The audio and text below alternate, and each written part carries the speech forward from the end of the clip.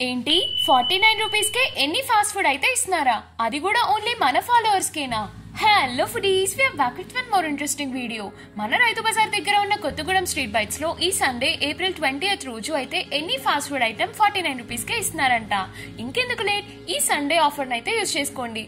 And me friends తో అయితే fast food తో పాటు ఐపీఎల్ చూస్తూ చిల్ అయిపోండి. మరిన్ని ఇంట్రెస్టింగ్ వీడియోస్ కోసం, మరిన్ని లోకల్ అప్డేట్స్ కోసం మన పేజ్ ని ఫాలో చేసేయండి. ఇట్లు మీ కొత్తగూడెం ఫుడీస్.